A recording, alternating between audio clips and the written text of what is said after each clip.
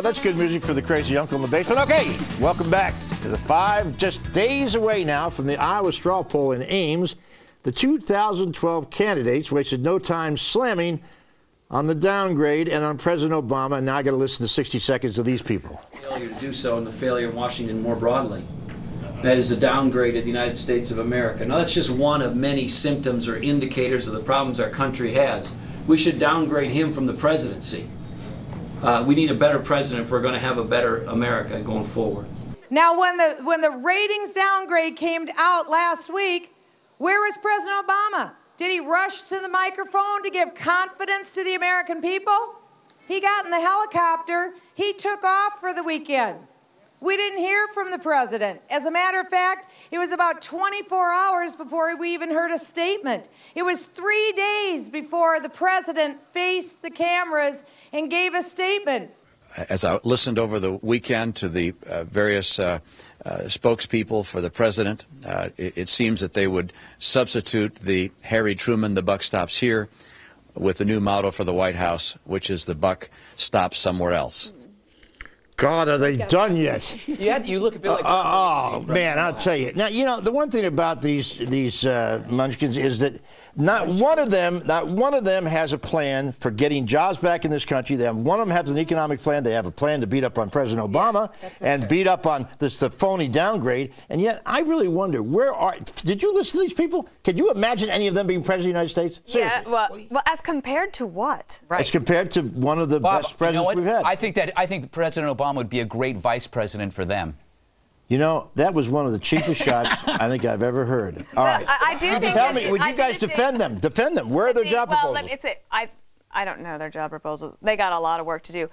But one of the interesting things is if you looked at the first clip from Governor Pawlenty, and the sound isn't good, and the backdrop doesn't look great, and you think that one of the reasons that when you're president of the United States, you're an incumbent and you have an advantage is you've got all the bells and whistles, and everything looks beautiful, and it sounds perfect. The best advantage that these candidates have, I'm not going to call them what you Munchkins, is that they are outsiders. That's their strongest thing, so they can throw all sorts of stones. But can't you argue that it is the obligation of the insider, the president, to have a plan?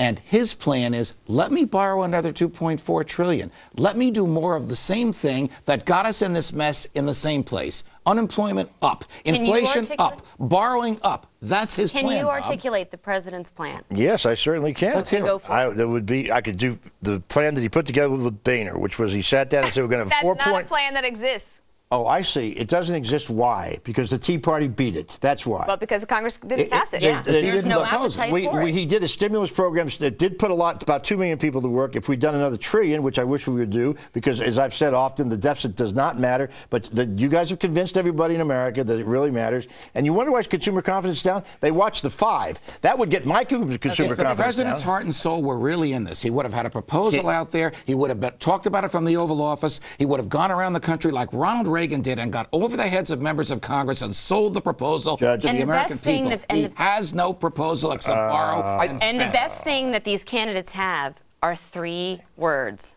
Oh, sorry. I don't know. 4 words. I told you so. I mean, we've heard Sarah Palin say it. And look, I think these candidates have plenty of material. This is going to be about the president's record, and if you look at everything that he proposed, it's what led us to this S&P downgrade. Cash for clunkers, there is no Obamacare. Downgrade. Can we say this again? It is no downgrade. Right. This is the S&P you're talking about. Candidates real quick. No, I haven't lost that fight. Can I just go back to those 3 candidates? The thing that sticks out for me when you watch those 3 people talk is energy.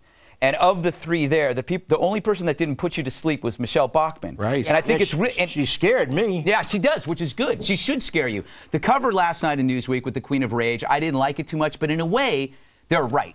Because she does represent anger, and perhaps she should be embracing that anger more because it's interesting. It's interesting to see somebody, and when you compare that to President Obama, people are criticizing Obama because of lack of action, lack of heart. He seems exhausted, almost tired of being president. Here you have somebody who has the energy, the verve. It's refreshing, and I don't think Pawlenty can stand up to it. Bob, I think she can overtake Romney. I know you don't like Congresswoman Bachmann, but just picking up on what Greg said, who was more energetic? The president at 1:30 yesterday afternoon, or Michelle Bachmann in the clip that you? Well, I tell you, I agree with you. The president seemed like he was on Valium, and she seemed like she was on a good Something upper. from you. But what used to be from me. And by the way, I don't dislike Bachmann. I've met her. I think she's a nice person. I think she'd not be a good president. But let's go talk about one thing that's going to happen today as we sit here. The polls are open in Wisconsin to recall 6 members of the Senate, which are all Republicans today. There will be Democrats' attempts to recall 2 down the next couple of weeks.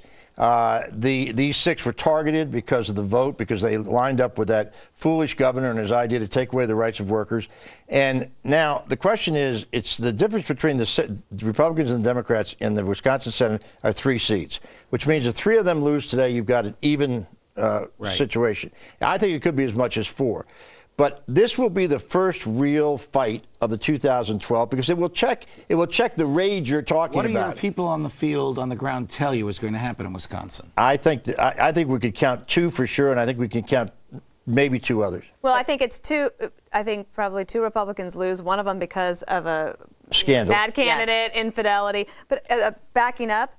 This is much more important inside the Beltway than it is in Wisconsin because it's not going to change the tort reform that Governor Walker passed nor the collective bargaining law. But I don't disagree with you that it is about, in some ways, it sets up 2012. But I would say this. What's happening in Wisconsin is a theme that's going to be bigger in the 2012 elections. Yeah. And I do think that the message that the union leaders, not the union workers, most of them are good, decent human beings. It's the leaders. That message of greediness, it is not going to play well in these fiscal times. It's the union leaders putting their survival before the survival of the state. Exactly. And you put your survival. They spent $20 million. And let's keep in mind that the governor, the good governor of Wisconsin, is going to be recalled in January. They have enough petitions to do it. And go Wisconsin, go Badgers, get rid of that boy. Again, he's stuck to principle. Violent riots taking over the streets of London. We'll bring you the latest. Plus, we'll take a look at the chances of a similar situation breaking out stateside and right here on the Table of the 5 when we leave. Freedom, freedom. Sometimes I feel like a motherless child.